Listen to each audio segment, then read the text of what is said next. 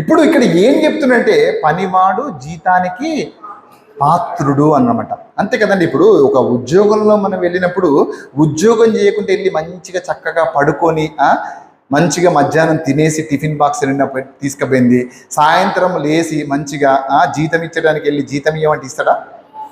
ఇయ్యడంట.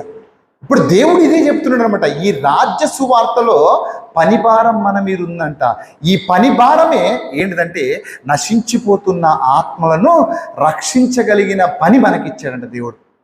అంటే ఒక్క ఆత్మను నువ్వు రక్షించగలిగితే నీకేమొస్తుందంట? జీతం ఇస్తాడంట.